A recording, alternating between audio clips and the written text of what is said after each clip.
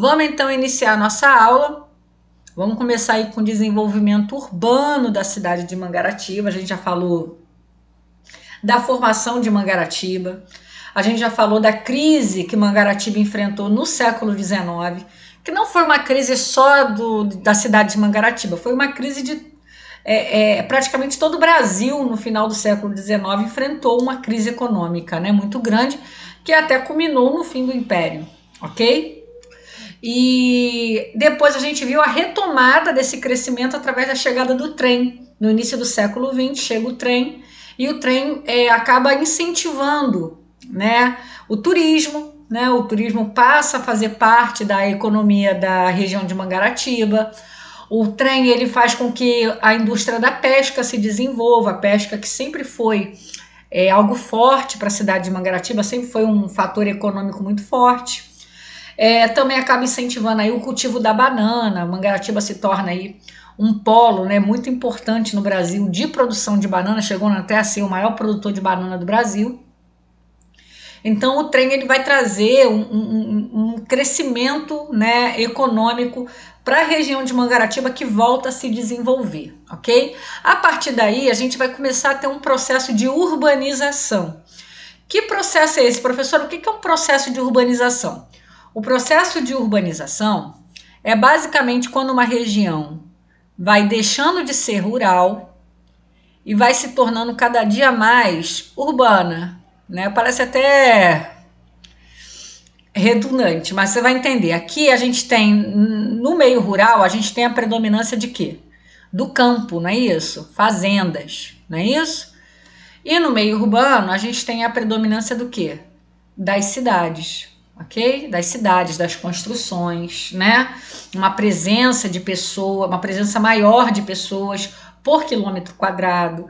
A gente vai ter a construção de prédios, de casas e diversos outros mecanismos aí que vão fazer com que Mangaratiba cada dia mais ganhe uma cara de cidade e perca aquela cara, né, predominantemente rural que ela possuía até então, tá bom? Então a gente vai ter essa transição a partir do século XX. Século XX, sim, mas a partir da década de 20 do século XX, né, 1920 em diante, esse crescimento urbano começa a se tornar cada dia mais visível, tá? Na região de Mangaratiba. Isso por quê? Porque a gente vai começar a ter os loteamentos. Professor, o que é um loteamento? Né? O loteamento é você pegar, você pega uma fazenda, né? Aqui a gente tem uma fazenda, certo? E aí o cara, em vez de vender a fazenda, em vez de vender isso tudo aqui, ele divide essa fazenda em pedacinhos. Cada pedacinho desse a gente vai chamar de lote, né? Ele vai dividir em lotes e ele vai vender esses lotes, esses pedacinhos. Então as pessoas começam a adquirir lotes nessa região e construir casas, construir prédios comerciais, construir... a gente vai ter a construção também de prédios públicos, né? Então, a gente começa a ter uma multiplicação de construções, né? Por isso que esse período a gente chama de um período de muita urbanização, porque é um período em que a gente vai começar a ter menos campo, né? Menos fazendas e mais construções, né? Mais lotes e construções, tá bom? Então, Mangaratiba vai ter esse processo de loteamento, de urbanização.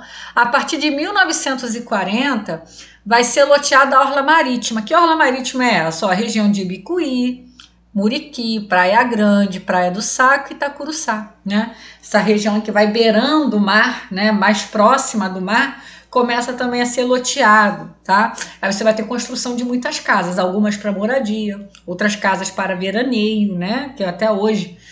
Nós temos muitas pessoas que vivem na cidade do Rio de Janeiro ou em outras cidades do estado do Rio de Janeiro e possuem uma casinha lá em Mangaratiba para passar o verão, para passar as férias, né, para passar finais de semana.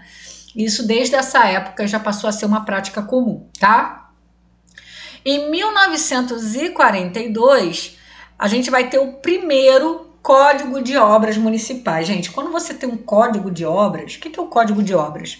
É uma lei que o município ele edita, dizendo quais são as regras que você precisa seguir ao construir um imóvel, um prédio, enfim, naquela região, Quais são os cuidados? Né? Existem códigos de obras, por exemplo, em algumas cidades que proíbem que você construa prédios de mais de 4 andares ou de 5 andares, né? Existem códigos de obras que determinam que as construções devem seguir um determinado padrão, tá? Então, você já vê uma tentativa do município de organizar o que estava acontecendo. Nessa grande demanda, as pessoas vão comprando lote, vão construindo, provavelmente as coisas começaram a sair de controle, e aí eles fazem um código de obras para tentar organizar, né? Para tentar dizer, olha, pode construir assim, pode construir aqui, aqui não pode. Ali você pode construir casas, aqui não, aqui vai ser uma região comercial, aqui só pode construir comércio. Então, eles vão tentando aí, através de um código de obras, fazer essa organização, tá? Nós temos também nesse período a construção da RJ-14, né, a primeira estrada de rodagem ligando Rio de Janeiro e Mangaratiba. E aí, gente, quando a gente tem a estrada, com o crescimento também do uso dos automóveis, né, que começaram a se popularizar também nessa época, aí nós temos, além do trem, nós temos os ônibus, os automóveis, fazendo essa ligação entre Rio e Mangaratiba de forma muito rápida.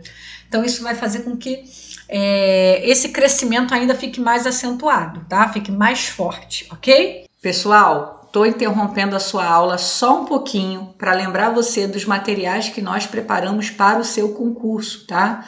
Você vai fazer o concurso de Mangaratiba.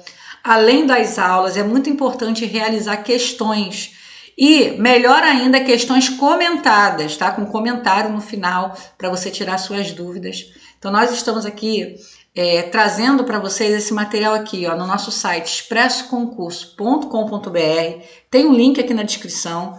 Concurso Mangaratiba. Aqui você vai encontrar, ó, quero saber mais.